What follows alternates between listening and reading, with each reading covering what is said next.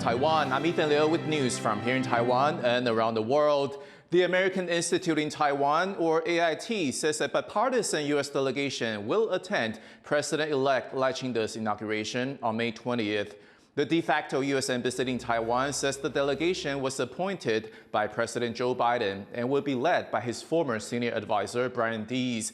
He will be joined by former Deputy Secretary of State Richard Armitage, along with AIT's former chair, Richard Bush, and current chair, Laura Rosenberger. AIT and commentators say the delegation reflects the U.S. commitment to keeping peace in the Taiwan Strait. 党团的这个成员来看，我觉得规格是跟过去是相当的，是持平的哈。他的政策立场非常的清晰，那也非常的鲜明，也是注重是持续性。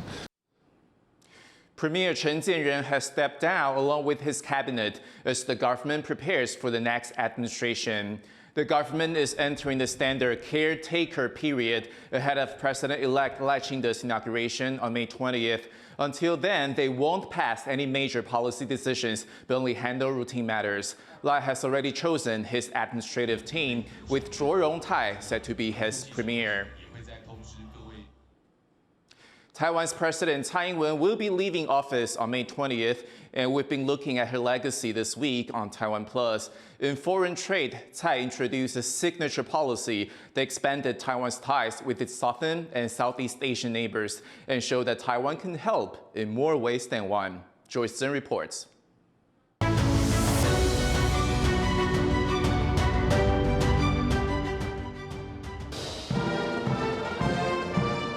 When Tsai Ing-wen became president, she pledged to strengthen and diversify Taiwan's role in the Indo-Pacific region. Fostering ties with other countries is not easy for Taiwan, blocked by Beijing on the world stage with its rejection of Taiwan's sovereignty. According to Taiwan's top trade negotiator, John Deng, who served under 4 presidents in his career, Tsai's values inspired her administration to try something new. She values individual people. So I think she always encouraged that if we can help, we should help. We can expand our goodwill and take care of more population in our neighboring countries. Tsai wanted to collaborate with regional partners beyond trade and launched a signature plan called the New Southbound Policy. It built on ideas from the 90s, introduced by former President Lee Teng-hui and his Go South policy, which encouraged Taiwanese firms to do business in Southeast Asia, specifically ASEAN nations. Tsai's version expanded the scope, including not just the 10 ASEAN countries, but also 6 countries in South Asia, plus Australia and New Zealand. Tsai also widened the policy's focus to 4 areas: economy and trade, talent exchange, resource sharing, and regional connectivity. The legacy of President Tsai Ing-wen is to make Taiwan indispensable. The new southbound policy worked very hard to convey Taiwan's warm power diplomacy. Under the new southbound policy, Taiwan doubled the number of students from the target countries who came to study in Taiwan, signed 19 agricultural MOUs to boost regional food security, and in the height of the pandemic, donated millions of masks around the world under an initiative called Taiwan Can Help. Another way Taiwan has been offering its help is in firefighting and emergency rescue. Taiwan, like several other countries in the region, is threatened by natural disasters, from typhoons to massive earthquakes like the one that struck the eastern coast in early April. Now, Taiwan has spent years perfecting its disaster response, and the head of the National Fire Agency says this knowledge is highly sought after. Director General Xiao Huanzhang says the agency's training doesn't just focus on Taiwan's specific needs, it also meets international standards. That's what allowed Taiwanese personnel to assist rescue missions even outside of the region, like last year in Turkey, after it was hit by a deadly magnitude 7.8 earthquake. Check! Xiao says sharing best practices among rescuers is crucial to the common goal of saving lives, and why the agency is open to international collaboration. Since 2010, Taiwan has hosted over 380 Filipino volunteer firefighters at its training center in southern Taiwan. The program's success also caught the attention of the Philippines Fire Protection Bureau, who've regularly sent their officials to train in Taiwan since 2019. 国际社会对于消防救灾、紧急应变事故处理绝对没有国际的疆界，因为它是 focus 在人命的安全issue上面，所以这个区块我们的交流应该是放诸四海皆准。 Connecting with other countries on shared values is the essence of Tsai's new southbound policy. And in her time as president, Tsai's message of Taiwan can help was heard around the world and across different sectors, a big boost in global recognition of Taiwan's potential. John Su and Joyce Sun for TaiwanPlus. Stay tuned to TaiwanPlus this week as we look back at Tsai's presidency ahead of Inauguration Day on May 20th. Housing justice NGOs are targeting outgoing President Tsai Ing-wen's social housing policy. At the start of her first term in 2016, Tsai promised to tackle a shortage of affordable housing with property tax reforms and 200,000 new units of social housing within 8 years. The government says it's achieved around 80% of its goals and expects roughly 120,000 units to be ready by the end of the year. But NGOs say the government's numbers are inflated and that little progress has been made on tax reforms and black market rentals. 我们比较不满批评的事情是，他只有补贴，答应了改革面的面向做不到。我认为他没有及格。 President Tsai Ing-wen has launched a new shipbuilding research facility in southern Taiwan. Tsai oversaw the project's groundbreaking ceremony in the southern port city of Kaohsiung. The project is expected to be completed by 2027 and will be used to test new shipbuilding techniques. Taiwan has been developing its domestic shipbuilding industry as it boosts its national defenses. An accident at TSMC Arizona complex in the U.S. has killed a waste disposal truck driver. Earlier reports say the driver had been hurt in an explosion. He was taken to the hospital where he later died. TSMC has denied there was an explosion or fire on site, saying the incident occurred because of a waste tank malfunction. Fire officials are investigating. TSMC has faced an uphill struggle to build fabs in Arizona, with billions of US dollars invested, including grants from the US government. The plan is to build 3 advanced chip fabs, but work has been slowed by multiple delays and labor issues.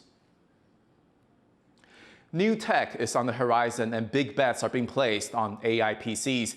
Industry leaders are buzzing with optimism and is said to be a highlight at one of Asia's biggest annual tech trade shows, Computex in Taipei next month. Joyce Sun explains what this new trend means for consumers.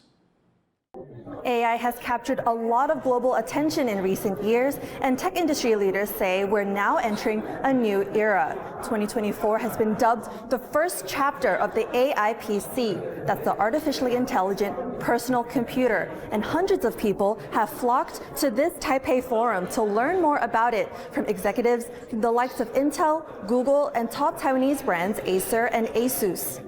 There's still no exact definition of what an AI PC is, but it can be thought of as a sort of enhanced computer with AI embedded directly in it. What that means is users will no longer have to run AI from the cloud, but can do so locally on their personal computers. The industry leaders say that if consumers know that their data won't leave their device, this opens up a whole new host of opportunities. For example, in business productivity, users can input internal company information and have AI draft reports and create presentations. Now, some executives do acknowledge that this tech is relatively young, and so concerns like data breaches won't fully disappear.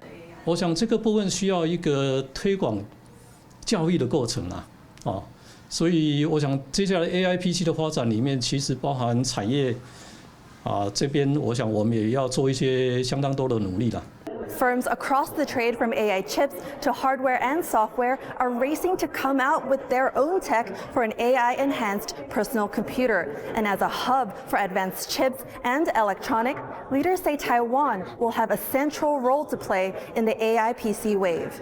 Joseph Wu and Joyce Sun in Taipei for TaiwanPlus. Now, all bark and no bite. One Formosan mountain dog in New Taipei is said to be the country's first police dog of its kind. Sandy Chi went to the K9 unit to meet this officer in training.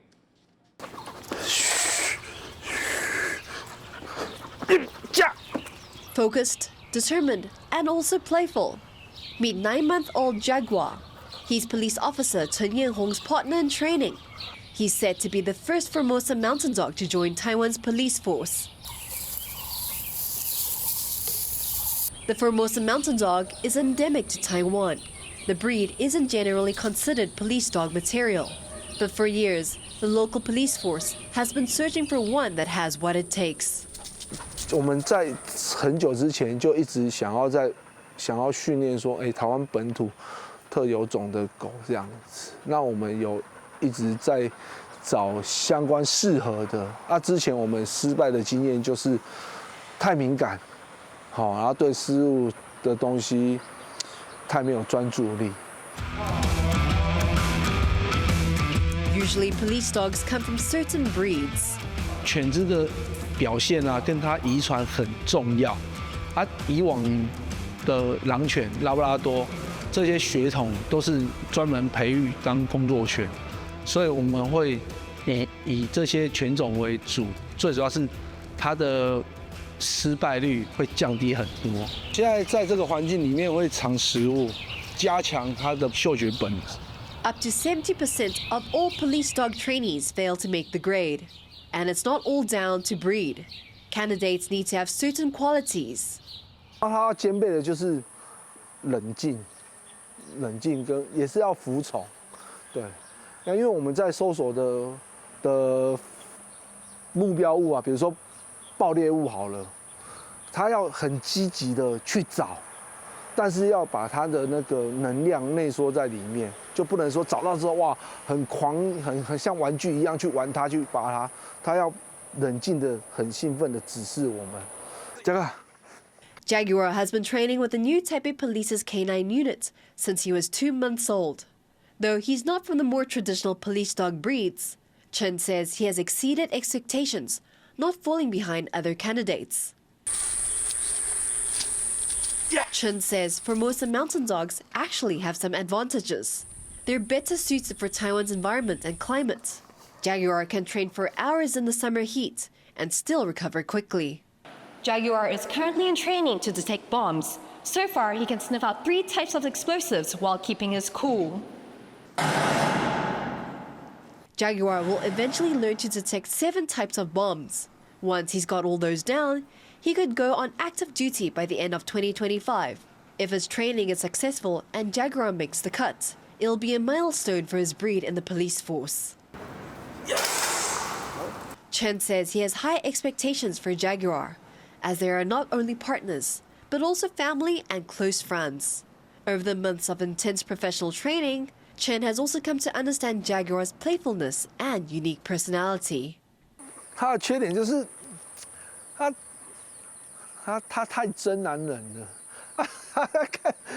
他喜欢跟人家比大小，他是属于比较强势的狗，所以遇到别的公狗，他就想要去跟他比大小，然后遇到母狗，他就野性的呼唤就出来了。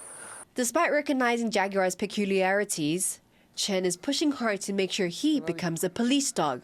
And when the day comes for him to put on the uniform, he hopes his partner can be as fast, confident, and brave as his namesake, Jaguar.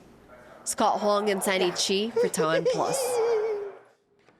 Thank you for watching What's Up Taiwan. You can visit the TaiwanPlus website and follow our social media for more stories from Taiwan and around the world. Finally, here are some highlights from Hong Kong's annual Bond Festival. I'm Ethan. Take care, and I'll see you next time.